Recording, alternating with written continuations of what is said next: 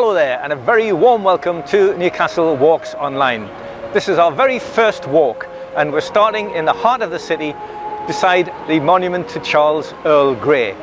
He achieved greatness by bringing about parliamentary reform in the 1830s, and this monument was erected in that honour. He was just one of the famous Newcastle men who went on to achieve greatness.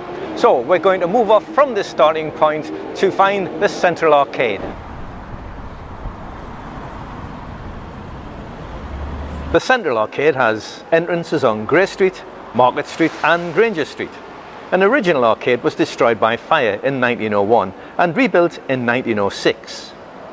Featuring Art Nouveau styling with beautiful tiled panels, balconies and alcoves, it's topped off with a barrel vaulted roof. The interior is a delight to the eye. Now it houses retail shops, a cafe and a musical emporium, JG Windows, where you can buy anything musical from a kazoo to a grand piano. We are leaving by the Market Street exit to make our way back to Grey Street and onto the Theatre Royal. Standing proudly on the corner of Grey Street, the Theatre Royal. It opened in 1837 and then opened again in 1901 after a fire destroyed the interior. Whilst being a state-of-the-art theatre with adjustable seating and a stage management system, it's also a Grade 1 listed building, and its exterior hasn't changed since the day it opened. So, leaving the Theatre Royal behind us, we turn right into High Bridge. A lovely old cobbled lane, and here we'll find independent clothes shops, several eating places and of course pubs. Tucked away on the left is High Bridge Square, and in the corner there's a narrow alleyway leading to the Old George. More on that later. On the corner of the square is the Duke of Wellington. Continuing along High Bridge and you'll find another long established pub, the Beehive, full of local characters. Turn left at the Beehive into the Cloth Market and you'll come upon a second entrance to the Old George. It's that same alleyway. It opens into a yard. Reputedly the oldest pub in Newcastle, circa 1600, pass by the Old George and you'll see the new Revolution de Cuba before heading on to St Nicholas's Cathedral, which you'll see just over the road. So here we are standing outside of St Nicholas's Cathedral, founded in 1091, about the same time as the Castle Keep. It was later destroyed by fire around about 1216 and rebuilt by 1350. There were additions made to it after that point, the most prominent being the Lantern Tower. It could be seen from all about the city around about that time. We're now going in search of a lesser known beastie, the Newcastle vampire rabbit, which is over 100 years old. It hides away in the back alleys, looking down on passers-by and feeding occasionally on stags and hens that frequent the town at weekends.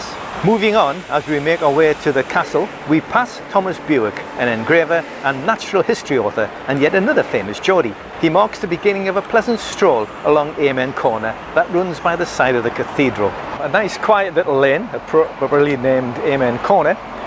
We exit, we turn left and we head towards the Castle Keep.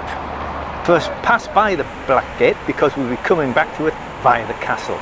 The Romans established a military site here about 2,000 years ago. Hadrian's Wall required a bridge over the Tyne, but they chose their location very well because the Saxons and the Normans built here also.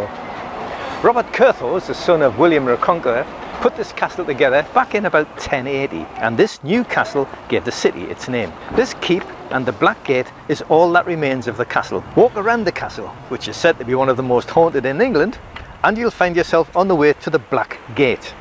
This was a later addition to the castle and formed a fortified gatehouse.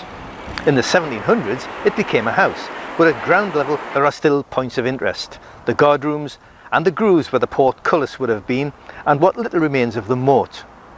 Walking under the archway and past the guard rooms, we exit the Black Gate to the right and find ourselves back at the top of the side.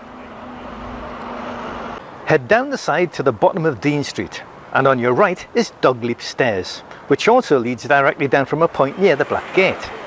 At the junction of the side in Dean Street, we bear left and head up Dean Street back towards the monument. Oh, by the way, our walk number 2 starts off from this point.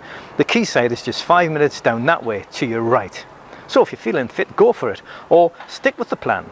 Turn left, head directly up Dean Street, and you cross the lights, and we're back in Grey Street. So we've crossed over from Dean Street into Grey Street, a name which I hope you remember because it's where we started. And if we continue up Grey Street, designed by John Dobson, and a wonderful job he made too, you'll see there's Grey's Monument. So here we are at the conclusion of our walk. You can see Gray's Monument behind me. I hope you found it interesting and informative, but we've really only scratched the surface of Newcastle's historic past. So there we have it. Tell your friends, like us on Facebook, and bye for now.